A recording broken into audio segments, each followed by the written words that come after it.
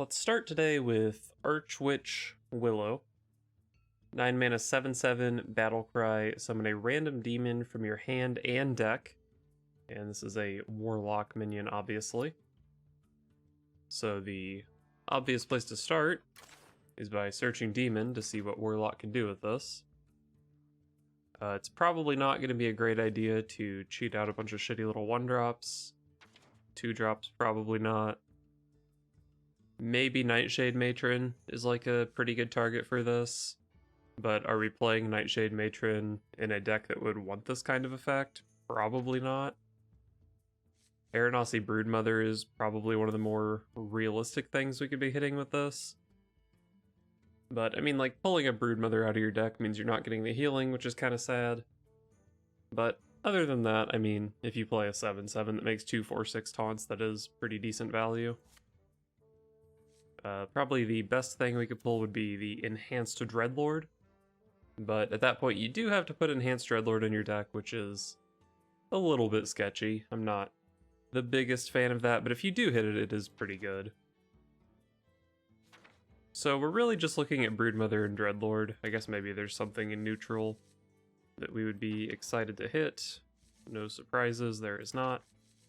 So for the most part, I think we're looking at Broodmother and Enhanced Dreadlord. And I think that's really just not enough demons to support an effect like this. Because I feel like if you're only hitting one demon off this, it's definitely not good enough. So with only 4 demons, like, you're usually going to be hitting 2 of them probably, but sometimes you're going to whiff and that's a bummer. And the thing is, like, even if you don't whiff, if you pull out a Broodmother and a Dreadlord, that is committing a lot of your threats to the board. And if that gets AoE'd, I mean, you just lost your 9-drop and 2 other threats out of your deck, which is certainly a bummer. I know that I've played quite a bit of Darkest Hour Warlock for some reason. And Darkest Hour is kind of a similar effect to this, right? Put multiple big threats in play. And even when you're this threat dense, it's actually just kind of easy to run out of threats. And I think a deck with Willow would probably be less threat dense than this. So I think it's just a bit of an overcommitment when you could just be playing your demons one at a time and be fine with it. You would also need to find an appropriate deck for this. I mean, maybe you could play it in a Darkest Hour deck, but this build is currently only playing 2 demons. Quest Warlock I don't think is interested in an effect like this. You do already play the Broodmothers, but you also play Moarg Artificers, and that is, like, it's pretty bad to pull out because it's small. It's also a waste of a resource without getting much value out of it. And it, like, specifically helps your opponent deal with your Willow board, so you can't really play Moarg Artificer if you're playing Willow. And, I think Moarg Artificer is probably a better card. Now, maybe there's some, like, more hand-locky thing, something that maybe wants to play, like, Flesh Giant. This card could be reasonable in that deck, but, I don't know. I just don't think it's a high enough power level for a card. If they print like a Void Lord this set or something though, then this card starts looking a lot more appealing. Next up we have a Warrior minion, Playmaker. 3 mana 4/3, after you play a Rush minion, summon a copy with 1 health remaining. So let's go ahead and type the word Rush into our search bar and click on the Warrior class. Warrior actually does have some pretty good Rush minions. Probably the best one with this is Restless Mummy, because you get, like, I mean, you basically get a full Restless Mummy. You get the Reborn off of it as well, so that's pretty good. Even just, like, playing this on turn 7, you get a 4/3 and you get to deal 12 damage to your opponent's board. That is pretty strong. I don't think you're ever really just playing Playmaker on turn 3 and hoping to curve it into Restless Mummy, though. Because at 3 health, I think the Playmaker just almost never lives when you play it on curve. So I definitely do feel like it's more of a combo-oriented card. And that might hold the card back, because, like, Pirate Warrior's not playing this. I don't think even Enraged Warrior is really that interested in playing a combo card, an expensive combo card like this. So, Yeah, I think that's probably going to hold it back. But back to the rush minions, I mean, like, Blood Boil Brute is a pretty good target with this as well. It comes out only as a 5/1, the copy, but that's still, you know, your 3-drop is a 4/3 that's dealing 5 damage. That's pretty solid. The thing is, though, with, like, Blood Boil Brute, how often... Like, a lot of times to enable the Brute, you're playing, like, Skipper or something. So, like, how often are you going off with Skipper, and then there's, like, 2 things that you want to send 5 damage into? Seems like in that case it might just be a bit of overkill. This could be pretty good with Kargath, but I mean, that's kind of similar to the Mummy. It's really slow, and the immediate effect of it's not that great. I think if you want more threats in your deck, there's probably a better way to do it than with playing Playmaker to shuffle another Prime, but I mean, it is something you could do. As far as neutrals, there's probably not really anything too exciting. I guess Evasive Worm is quite fine, but I don't think I've ever seen an Evasive Worm in Warrior. So yeah, I think we're really mostly just looking at Restless Mummy and Blood Boil Brute, maybe Kargath. And like I said, it's a pretty slow, kind of an awkward card. I don't really know what a home for it would be. But like, even if there is an archetype that might be interested in this, I think it's actually kind of difficult to even play enough Reborn, or enough Rush minions, rather, to justify it. So, I don't know, like, the card has a powerful effect, but I just think it's going to be hard to fit it in anywhere. Next up, we have another warrior card, but also a rogue card, Dr. Krastinov. 5 mana 4/4 rush. Whenever this attacks, give your weapon +1/+1. So another rush minion for the Playmaker, but probably still not good enough for Playmaker, I would say. But just looking at this card, 5 mana minion that buffs your weapon looks pretty comparable to Captain Greenskin. You lose 1 attack to gain rush, and then instead of battle cry, it's when this attacks. You also lose the pirate tag, which with Ankar, I'm not actually sure if that's a good thing or a bad thing, because without the pirate tag, you get Skipper more often, and Skipper's pretty freaking good. But yeah, overall very comparable to Captain Greenskin, and Captain Greenskin is a card that has seen play. It's actually seen play specifically in both Rogue and Warrior, so probably a good sign for Dr. Krastinov. And I think this card is probably about as good as Greenskin. Probably a little better, actually. You do lose the 1 attack, but gaining rush, I think, is definitely worth it. You get to, you know, maybe take out a taunt so your weapon can go face, or you just get to trade into 2 things this turn instead of 1. I don't think it's strictly better than Greenskin, though, because this does have to attack to buff your weapon. So I think something that might be pretty common is, say you have a 4-power weapon, like a Hooked Scimitar, a Waggle Pick, something like that, and your opponent has Shield of Galakrond. So you play Captain Greenskin, buff your weapon up to 5 power, and just kill the Shield of Galakrond. But with Dr. Krastinov, you're actually in a pretty awkward spot, because you have to, like, your weapon only does 4 damage, and you have to attack to get it up to 5, but Shield of Galakrond does taunt. So you have to, like, run your Krastinov into it. That's a bad trade for the Krastinov. And then you're, like, super overkilling it with your weapon. So in a situation like that, Greenskin would actually be a significantly better card.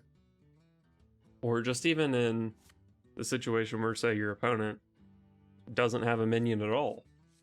Your opponent has no minion and you're sitting on a 1-charge Waggle Pick. So do you just, like, not hit with your Waggle Pick this turn? That's kind of a bummer, right? So yeah, Dr. Krastinov is kind of a weird card, but I do think probably like 9 times out of 10 it's going to be better than Greenskin. And Greenskin is a card that saw some play, so this probably sees some play as well.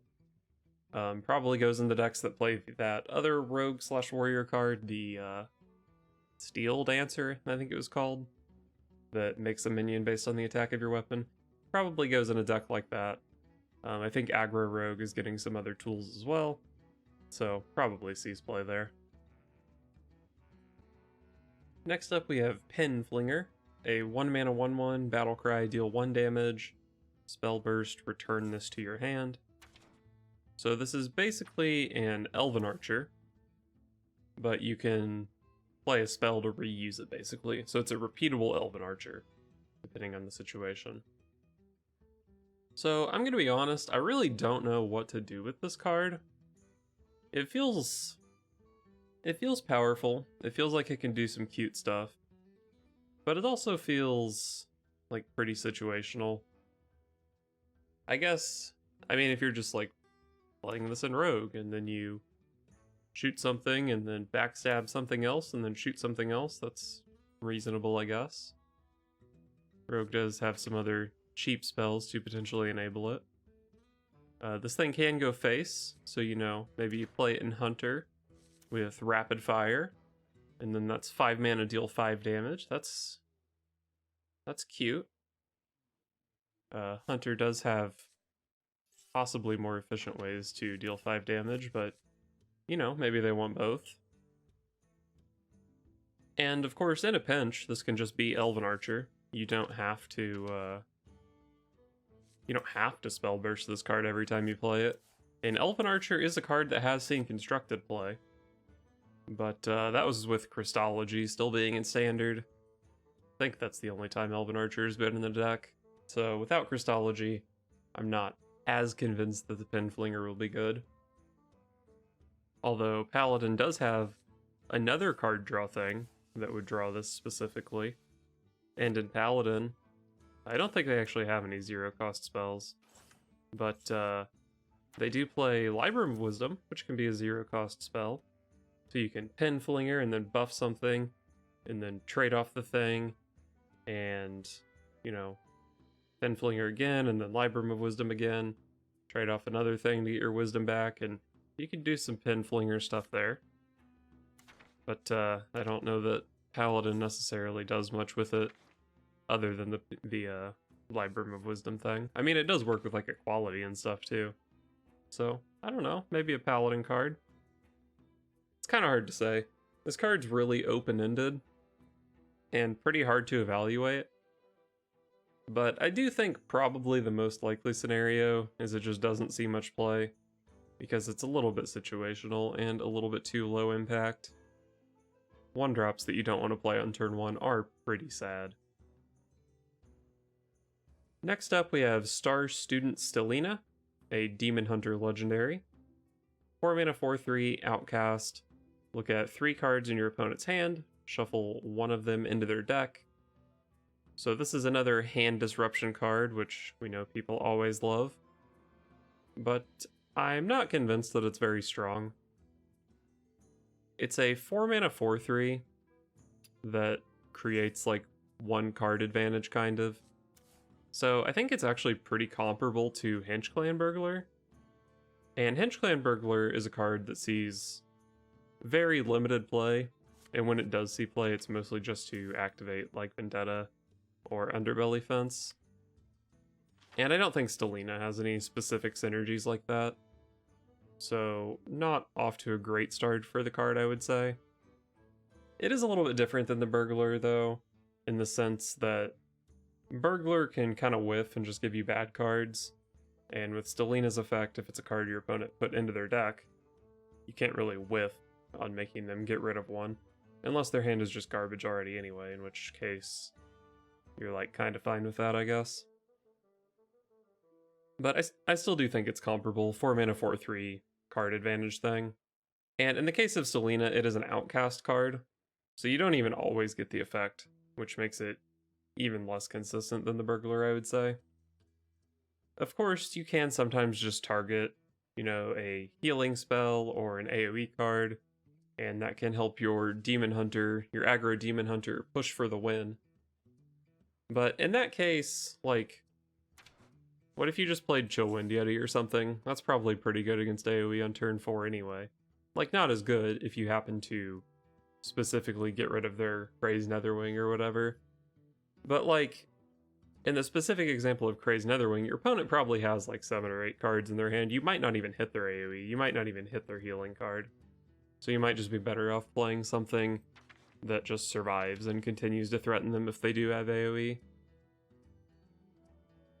Another card I kind of want to compare this to is Illidari Fellblade. 4 mana X3 with an outcast effect. And they both kind of gain card advantage, right? Stelina takes a card out of the opponent's hand, and Fellblade takes a card off the opponent's board, which tends to be a better way to gain card advantage, taking something out of play instead of out of hand, because, you know, if the card's in the opponent's hand, they still have to spend mana on it. And anyway, Illidari Fellblade is a card that really just doesn't see, like, any play, and it's even got more attack, and it's got a keyword on it, even if you don't outcast it. So I feel like I'd probably play this over Stelina, although I'm not 100% sure about that. Stelina does also have the benefit of just giving you some info on the opponent's hand. You only get rid of one, but you do get to see 2 other cards, which can be powerful, but we've seen with, like, Madame Lazul, this card has been in Standard for, what, like a year and a half or something, and only recently started seeing play, so that part of the effect is not that strong. Chameleos is a card that was in Standard for a really long time without seeing much play at all. So just the information part of this I don't think is that powerful. And then on top of that, it's inconsistent. Even when it hits, it's not always good. I'm not in love with this card, basically. Next up, we have another Demon Hunter card. This one is called Magehunter. It's a 3 mana 2/3 with Rush. Whenever this attacks a minion, silence it. Well, silence is a pretty versatile effect. But with Demon Hunter in particular, since they tend to be pretty aggressive, I think a lot of times you're going to want to be silencing taunt minions with this. But this card is actually not super good at silencing taunts. Say that your opponent's taunt is like a Shield of Galakron, then this is actually mostly just worse than Ironbeak Owl. Each of them costs 3 mana, but one of them leaves you with a 2/1 in play. Now the Magehunter does deal 2 damage to the 4/5 as well, but I think usually you'd rather have the 2/1 in play than the 2 damage on the 4/5 if you're playing an aggro deck. So in that specific instance, it doesn't really compare that well to Ironbeak Owl, which hasn't really seen play in a while. But I think in other scenarios it has quite a bit of upside compared to the Owl. One of the flashiest things that people have considered with this is going up against Edwin Van Cleef.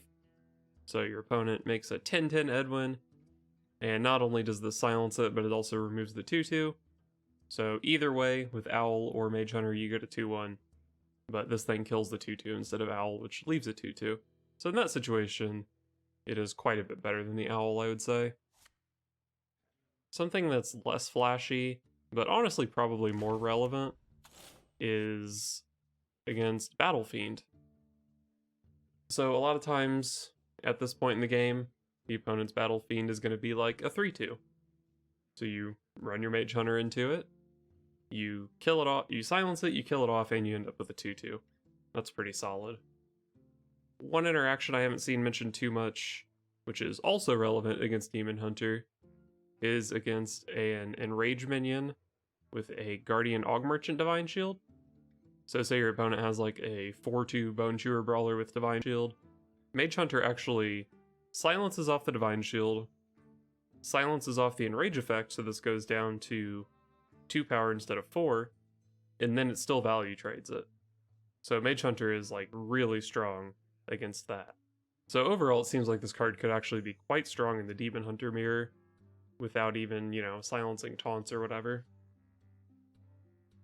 My main problem with this card, though, is comparing it to Consume Magic. Consume Magic is also a silence effect. It costs 2 less mana and you can draw a card with it. So it definitely seems like just a more efficient card overall, I would say. I mean, they each have their pros and cons. Consume Magic is never leaving you a body in play, but if it just draws into an Amani Berserker or something, that's often going to be better anyway. But unlike Consume Magic, sometimes you can just play Magehunter as a rush minion. And, you know, sometimes 3-mana 2/3 rush is okay. Warrior used to have a 3-mana 3/3 rush that was kind of playable, but that was with Town Crier, so most of the times you're going to want the silence effect on this to be relevant. There is another advantage this has over Consume Magic, though, which depending on the meta could be extremely relevant, and that's that Magehunter it's not a spell, so you can actually silence through a Winged Guardian. And Winged Guardian is a hell of a card to have to deal with for an aggro deck. So that's actually potentially a very relevant application of the card. Also relevant against Evasive Draconid. So Magehunter is actually a pretty interesting card in how it interacts not only with other cards, but with other cards in Demon Hunter, notably Consume Magic. So it's pretty meta dependent that Demon Hunter even needs a silence effect. And when it needs a silence effect, it's meta dependent whether or not this is going to be better than Consume Magic.